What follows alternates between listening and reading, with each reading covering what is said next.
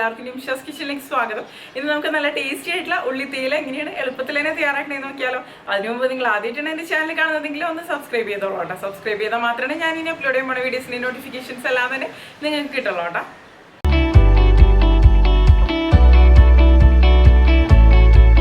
അപ്പം നമുക്ക് ഉള്ളിത്തീയൽ തയ്യാറാക്കാൻ തുടങ്ങാം. അതിന് വേണ്ടിയിട്ട് ഞാനിപ്പോൾ ഇവിടെ ഒരു കടായി എടുത്തിട്ടുണ്ട്.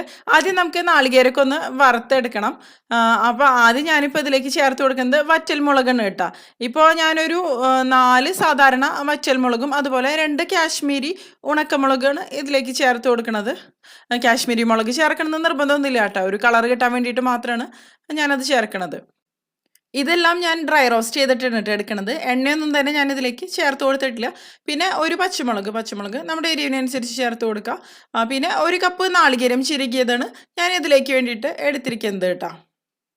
പിന്നെ മുഴുവനോട് കൂടിയ മല്ലി 2 ടേബിൾ സ്പൂൺ അളവിലാണ് ഞാനിപ്പോൾ മുഴുവനോട് കൂടിയ മല്ലി ചേർത്ത് കൊടുക്കുന്നത്.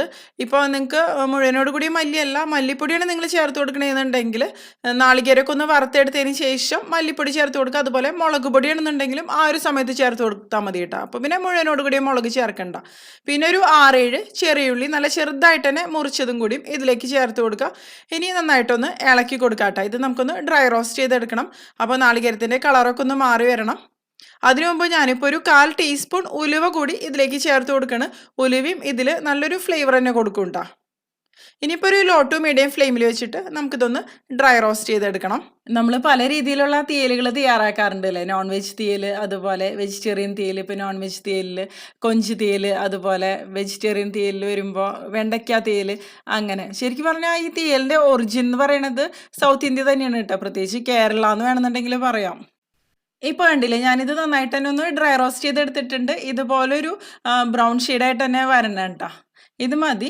ഇനി നമുക്ക് ഇതിലേക്ക് മഞ്ഞൾപ്പൊടിയാണ് ചേർത്ത് കൊടുക്കേണ്ടത്. ഞാനിപ്പോൾ ഒരു 1/4 ടീസ്പൂൺ അളവിലാണ് കേട്ടോ മഞ്ഞൾപ്പൊടി ചേർത്ത് കൊടുക്കുന്നത്. ഇനി നന്നായിട്ടൊന്ന് ഇളക്കി കൊടുക്കുക.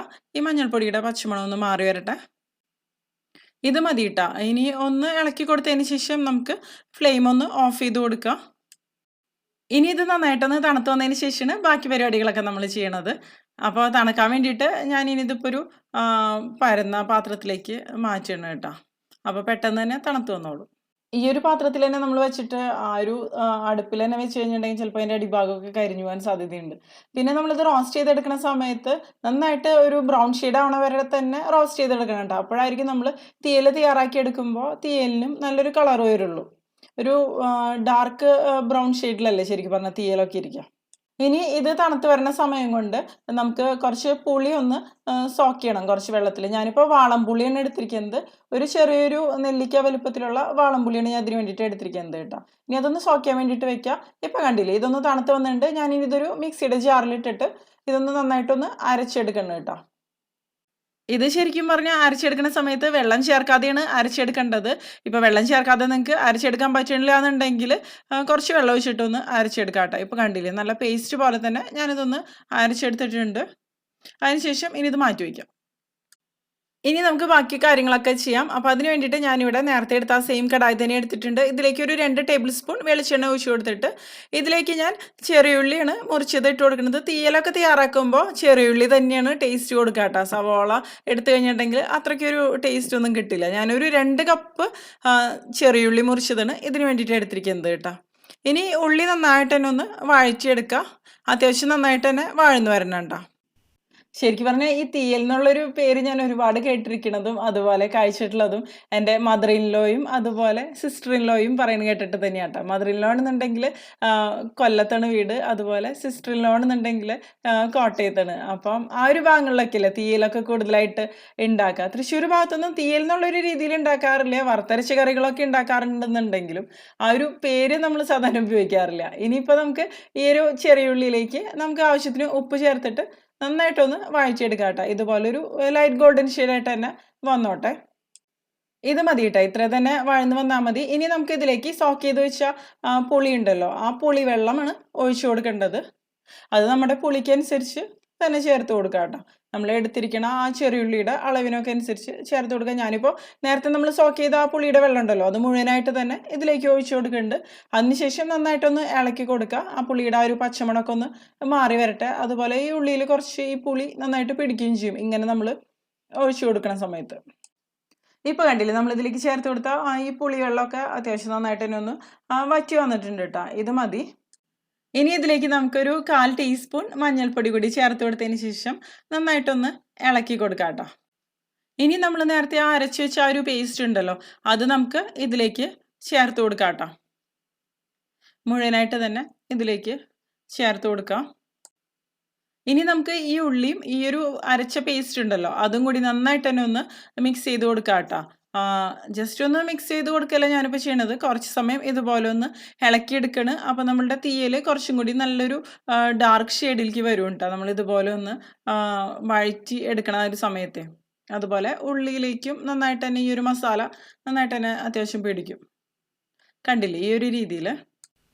ശരിക്കും പറഞ്ഞാൽ ഏതൊരു തീയലാണെന്നുണ്ടെങ്കിലും ഡാർക്ക് ബ്രൗൺ ഷെയ്ഡിലായിരിക്കുമല്ലോ ഇരിക്കുക. അപ്പോൾ അതിന് വേണ്ടിയിട്ടാണ് ഇങ്ങനെ ചെയ്യണത്. തീയൽ എന്നൊക്കെ പറയുമ്പോൾ ശരിക്കും പറഞ്ഞാൽ ചോറിൻ്റെ കൂടെയൊക്കെ കഴിക്കാൻ പറ്റാവുന്ന നല്ലൊരു കറി തന്നെയല്ലേ. നല്ലൊരു സൈഡ് ഡിഷായിട്ട് തന്നെ നമുക്കിത് ഉപയോഗിക്കാൻ പറ്റും. ചോറിൻ്റെ കൂടെയോ അല്ലെങ്കിൽ നമുക്ക് ഇഷ്ടപ്പെട്ട ഇതിൻ്റെ കൂടെ വേണമെന്നുണ്ടെങ്കിലും കഴിക്കാം കേട്ടോ. ഇപ്പോൾ കണ്ടില്ലേ ഈ ഒരു മസാല ഞാൻ അത്യാവശ്യം നന്നായിട്ട് തന്നെ ഒന്ന് ഡ്രൈ ആക്കി എടുത്തിട്ടുണ്ട്. അപ്പോൾ അത്യാവശ്യം ഒരു ഡാർക്ക് ഷെയ്ഡിലേക്ക് ഇത് വന്നിട്ടുണ്ട് കേട്ടോ. ഇത് മതി. ഇനി ഒരുപാട് അങ്ങോട്ട് ഡ്രൈ ആക്കി എടുക്കേണ്ട ആവശ്യമൊന്നുമില്ല. ഇനി നമുക്കിതിലേക്ക് ആവശ്യത്തിനുള്ള വെള്ളം ഒഴിച്ചു കൊടുക്കുക. വെള്ളം എന്തായാലും ഒഴിക്കേണ്ടി വരുമല്ലോ. അപ്പോൾ ആവശ്യത്തിനുള്ള ചൂടുവെള്ളമാണ് ഞാനിതിലേക്ക് ഒഴിച്ചു കൊടുക്കുന്നത്. ഒരു 2-2.5 കപ്പോളം ചൂടുവെള്ളമാണ് കേട്ടോ ഞാനിപ്പോൾ ഇതിലേക്ക് ഒഴിച്ചു കൊടുക്കുന്നത്. വെള്ളം ഒഴിച്ചു കൊടുക്കുന്ന സമയത്ത് കുറച്ച് ലൂസായിട്ട് ഒഴിച്ചു കൊടുക്കുക. പിന്നെ ഇതിൻ്റെ ചാറൊക്കെ ഒന്ന് നന്നായിട്ട് തിളച്ച് വന്നതിന് ശേഷം കുറുകി വരുമല്ലോ, അപ്പോൾ കറക്റ്റായിട്ടുള്ളൊരു തിക്നെസ്സോട് കൂടി വരും കേട്ടോ. കണ്ടില്ലേ നന്നായിട്ടൊന്ന് മിക്സ് ചെയ്ത് കൊടുക്കുക. ഇപ്പോൾ ആവശ്യത്തിന് തന്നെ ഒന്ന് മിക്സ് ആയിട്ട് വന്നിട്ടുണ്ട്. ഇപ്പോൾ കാണുമ്പോൾ കുറച്ച് ലൂസാണെന്നുണ്ടെങ്കിലും കറക്റ്റായിട്ട് തന്നെ വന്നോളും. ഇനി ഇത് നന്നായിട്ട് തന്നെ ഒന്ന് തിളച്ച് വരട്ടെ കേട്ടോ. കണ്ടില്ലേ ഇപ്പോൾ നല്ലപോലെ തിളച്ച് വന്നിട്ടുണ്ട്. ഇനി നമുക്കിതൊരു ലോ ഫ്ലെയിമിലേക്ക് വെച്ച് കൊടുക്കുക. ലോ ഫ്ലെയിമിൽ ഇരുന്നിട്ട് നന്നായിട്ട് തന്നെ ഒന്ന് തിളച്ച് കുറുകി വരട്ടെ കേട്ടോ. അപ്പോഴായിരിക്കും കൂടുതൽ ഇത് ടേസ്റ്റി ആയിട്ട് തന്നെ വരിക. ഇനി ടേസ്റ്റൊക്കെ നോക്കിയതിന് ശേഷം ഇതിലേക്ക് ആവശ്യത്തിനുള്ളൊരു ഉപ്പും കൂടി നമുക്ക് ചേർത്ത് കൊടുക്കാം കേട്ടോ. ഞാൻ ഉപ്പ് ചേർത്ത സമയത്ത് റെക്കോർഡ് മോഡ് ഓഫായിരുന്നു. അപ്പോൾ അത് കാരണം എനിക്കത് എടുക്കാൻ പറ്റിയില്ല. ഇപ്പോൾ കണ്ടില്ലേ നന്നായിട്ട് തന്നെ ഒന്ന് തിളച്ച് അത്യാവശ്യം ഒന്ന് കുറുകി വന്നിട്ടുണ്ട് കേട്ടോ. ഇതിലേക്ക് ഇനി ഞാനിപ്പോൾ കായത്തിൻ്റെ പൊടിയാണ് ചേർത്ത് കൊടുക്കുന്നത്. ഒന്നില്ലെങ്കിൽ കായത്തിൻ്റെ പൊടി ചേർക്കുക, അല്ലെങ്കിൽ കായം വറുത്ത് പൊടിച്ചത് അങ്ങനെ ചേർക്കാം കേട്ടോ. ഞാനിപ്പോൾ ഒരു 1/4 ടീസ്പൂൺ അളവിൽ, അതായത് ഒരു 2 നുള്ള അളവിലാണ് കായത്തിൻ്റെ പൊടി ഇതിലേക്ക് ചേർത്ത് കൊടുക്കുന്നത്. അതിനുശേഷം നന്നായിട്ടൊന്ന് മിക്സ് ചെയ്ത് കൊടുക്കുക. കായത്തിൻ്റെ പൊടി ചേർത്ത് കൊടുക്കുമ്പോഴും ഇതിന് നല്ലൊരു ഫ്ലേവർ തന്നെ കിട്ടും കേട്ടോ.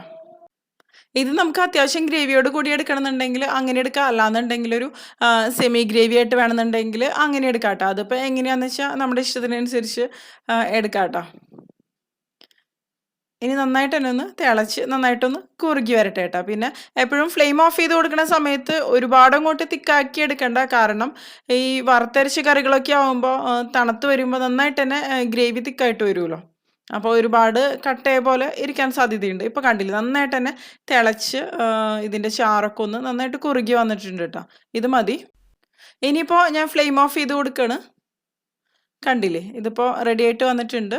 ഇതിപ്പോൾ അത്യാവശ്യം കുറച്ച് തിക്കായിട്ട് തന്നെയാണ് കേട്ടോ ഇരിക്കുന്നത്. ഇനിയിപ്പോൾ തണുത്ത് വരുമ്പോൾ കറക്റ്റായിട്ട് തന്നെ വന്നോളും. ഇനി ഇതിന് വേണ്ടിയിട്ട് നമുക്ക് എന്താ പറയുക കടുകൊക്കെ ഒന്ന് വറുത്തിടണമല്ലോ. അപ്പോൾ അതിന് വേണ്ടിയിട്ട് ഞാനിവിടെ ഒരു പാൻ എടുത്തിട്ടുണ്ട്. പാനിലേക്ക് 1 ടേബിൾ സ്പൂൺ അളവിൽ വെളിച്ചെണ്ണയാണ് ഇനിയിപ്പോൾ ഒഴിച്ചു കൊടുക്കണത്. എണ്ണ ചൂടായിട്ട് വരുമ്പോൾ നമുക്കിതിലേക്ക് കടുക് ഇട്ട് കൊടുക്കാം കേട്ടോ. കടുക് ഇപ്പോൾ ഒരു 1/2 ടീസ്പൂൺ അല്ലെങ്കിൽ 1 ടീസ്പൂൺ അളവിൽ ചേർത്ത് കൊടുക്കുക. കടുകിന് നല്ലപോലെ തന്നെ ഒന്ന് പൊട്ടി വരട്ടെ. ഇതൊക്കെ ഒന്ന് പൊട്ടി വന്നിട്ടുണ്ട്. ഇനി ഇതിലേക്ക് നമുക്ക് ഉണക്കമുളകാണ് ചേർത്ത് കൊടുക്കേണ്ടത്. ഞാനിപ്പോൾ ഒരു 2 ഉണക്കമുളക് പൊട്ടിച്ചിട്ട് കൊടുക്കണം കേട്ടോ. പിന്നെ കറിവേപ്പില ആവശ്യത്തിന് ചേർത്ത് കൊടുക്കാം. അതിന് ശേഷം ഇതെല്ലാം കൂടി ഒന്ന് ഫ്രൈ ആയിട്ട് വരട്ടെ. ഇപ്പോൾ കണ്ടില്ലേ ഇത് കറക്റ്റായിട്ട് തന്നെ ഒന്ന് ഫ്രൈ ആയിട്ട് വന്നിട്ടുണ്ട് കേട്ടോ. ഇനി നമുക്ക് ഫ്ലെയിം ഓഫ് ചെയ്ത് കൊടുത്തതിന് ശേഷം നമ്മൾ നേരത്തെ തയ്യാറാക്കി വെച്ച ഉള്ളി തീയിലേക്ക് ഈ കടുക് വറുത്തത് ഇട്ട് കൊടുക്കാം കേട്ടോ. അപ്പോൾ നമ്മുടെ നല്ല ടേസ്റ്റിയും അതുപോലെ എളുപ്പത്തിൽ തയ്യാറാക്കുന്നതുമായ ഉള്ളിത്തീയൽ റെഡി ആയിട്ടുണ്ട്. അപ്പോൾ ഉള്ളിത്തീയൽ എന്നൊക്കെ പറയുന്നത് പലർക്കും അറിയാവുന്ന ഒരു റെസിപ്പി തന്നെയായിരിക്കും. പക്ഷേ ഇതിന് റിക്വസ്റ്റുകൾ വന്നിരുന്നു, അത് തന്നെയാണ് ചെയ്തത് കേട്ടോ. പക്ഷേ കുറച്ച് പേർക്കെങ്കിലും അറിയാത്തതുണ്ടാവും. അതുപോലെ ബിഗിനേഴ്സിന് പിന്നെ ബാച്ചിലേഴ്സിനൊക്കെ എന്തായാലും യൂസ്ഫുൾ ആവുമല്ലോ. അപ്പോൾ അത് കാരണമാണ് ചെയ്തത് കേട്ടോ. അപ്പോൾ നമ്മുടെ നല്ല ടേസ്റ്റി ആയിട്ടുള്ള ഉള്ളിത്തീയൽ റെഡി ആയിട്ടുണ്ട്. അപ്പോൾ ഇതുവരെ തയ്യാറാക്കി നോക്കിയിട്ടില്ല എന്നുണ്ടെങ്കിൽ തയ്യാറാക്കി നോക്കുക. അതിനുശേഷം നിങ്ങളുടെ വലിയൊരു അഭിപ്രായങ്ങളൊക്കെ പ്രതീക്ഷിക്കുന്നു കേട്ടോ. പ്രത്യേകിച്ച് ഉള്ളിത്തീയൽ എന്നൊക്കെ പറയുമ്പോൾ വെജിറ്റേറിയൻസിനൊക്കെ തീർച്ചയായിട്ടും ഇഷ്ടപ്പെടുന്ന ഒരു കറി തന്നെയായിരിക്കും കേട്ടോ. വെജിറ്റേറിയൻസിന് മാത്രമല്ല കേട്ടോ, നോൺ വെജിറ്റേറിയൻസിനും കഴിക്കാം. പക്ഷേ ഞാൻ വെജിറ്റേറിയൻസിനെന്ന് പറഞ്ഞെന്നുള്ളൂ. നിങ്ങൾക്ക് എൻ്റെ വീഡിയോ ഇഷ്ടമാക്കുകയാണെങ്കിൽ നിങ്ങളുടെ ഫ്രണ്ട്സിനും ഫാമിലിക്കൊക്കെ ഒന്ന് ഷെയർ ചെയ്ത് കൊടുത്തോളൂ കേട്ടോ. അതുകൂടെ നിങ്ങളുടെ വലിയ അഭിപ്രായങ്ങളൊക്കെ ഒന്ന് കമൻറ്റ് ചെയ്യുക. അപ്പം മറ്റൊരു അടിപൊളി റെസിപ്പി